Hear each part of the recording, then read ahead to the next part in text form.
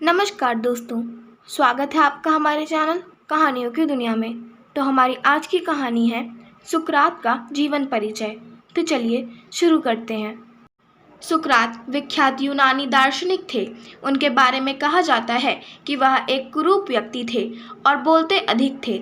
सुकरात को सूफियों की भांति मौलिक शिक्षा का और आचार द्वारा उदाहरण देना ही पसंद था। सूफियों की भांति साधारण शिक्षा तथा मानव सदाचार पर वह जोर देते थे और उन्हीं की तरह पुरानी रूढ़ियों पर प्रहार करते थे। सुकरात ने कभी कोई ग्रंथ नहीं लिखा।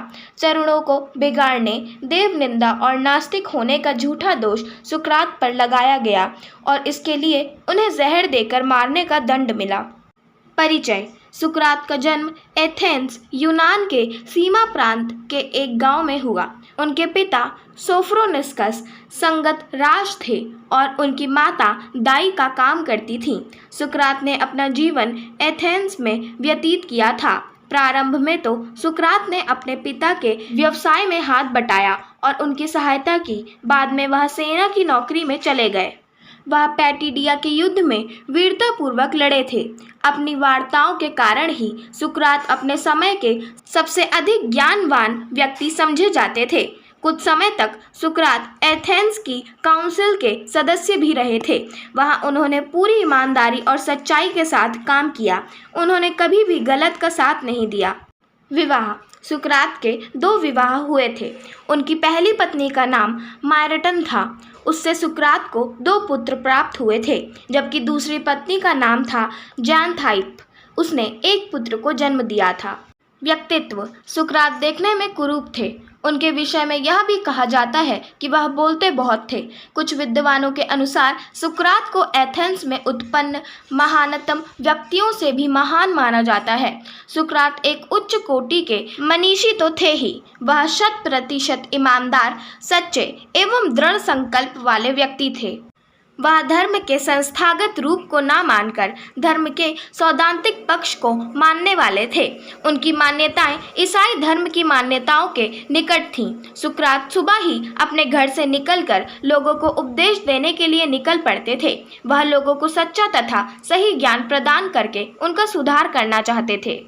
मानव सदाचार पर जोर। सुकरात को सूफियों की भांति मौलिक शिक्षा और आचार द्वारा उदाहरण देना ही पसंद था। वस्तुतः उनके समसामयिक भी उसे सूफी समझते थे। सूफियों की भांति साधारण शिक्षा तथा मानव सदाचार पर वह जोर देते थे और उन्हीं की तरह पुरानी रूढ़ियों पर प्रहार करते थे। वह कहते थे, सच्चा ज्ञान संभव है बशर्ते उसके लिए ठीक तौर पर प्रयत्न किए जाएं। जो बातें हमारी समझ में आती हैं या हमारे सामने आई हैं, उन्हें तत्संबंधी घटनाओं पर हम परखें। इस तरह अनेक परखों के बाद हम एक सच्चाई पर पहुंच सकते हैं। ज्ञान के समान पवित्रतम कोई वस्तु नहीं है। जीवन दर्शन। बुद्ध की भांति सुकरात ने कोई ग्रंथ नहीं लिखा। बुद्ध के शिष्यों ने उनके जीवन काल में ही उपदेशों को कंठस्थ करना शुरू किया था, जिससे हम उनके उपदेशों को बहुत कुछ सीधे तौर पर जान सकते हैं। किंतु सुकरात के उपदेशों के बारे में यह सुविधा नहीं है। सुकरात का क्या जीवन दर्शन था, यह उनके आचरण से ही मालूम होता है, लेकिन उनकी व्याख्या भिन्न भिन्न लेखक भिन्न भिन्न ढंग से करते हैं। कुछ लेखक सुकरात की प्रसन्नमुखता और मर्यादित जीवनोपभोग को दिखलाकर कहते हैं कि वह भोगी थे। दूसरे लेखक शारीरिक कष्टों की ओर से उनकी बेपरवाही तथा आवश्यकता पड़ने पर जीवन सुख को भी छोड़ने के लिए तैयार रहने को दिखलाकर उन्हें सादा जीवन का पक्षपाती बतलाते हैं। धर्म संबंधी भ्रामक प्रश्नों का उत्तर देने के लिए उन्होंने प्रश्नोत्तर प्रणाली का प्रयोग किया और कहा कि हम सब अज्ञानी हैं। सबसे बड़ा अज्ञानी तो मैं स्वयं हूँ, इसलिए मैं तुम सब में बुद्धिमान भी हूँ, क्योंकि मैं अपनी अज्ञानता के बारे में स्वयं जानता हूँ। आत्मा स्वयं ईश्वर है। आत्मा कभी नहीं मरती, शरीर मर जाता है। अतः आत्मा को सर्वश्रेष्ठ गुणों से युक्त बनाओ, यही सत्य है। बुद्धि ही सबसे बड़ा सद्गुण है। बुद्धिमान व्यक्ति हर परिस्थिति में संतुलित रहता है। शिक्षित व्यक्ति उचित अनुचित का विवेक कर सकता है। अतः सभी लोगों को शिक्षित होना चाहिए। एक बार सुकरात के शिष्यों ने उनसे पूछा कि चंद्रमा में कलंक और दीपक तले अंधेरा क्यों रहता है। सुकरात ने कहा, तुम्हें दीप का प्रकाश और चंद्रमा की ज्योति नहीं दिखाई देती। इस संसार में प्रत्येक वस्तु के दो पहलू होते हैं।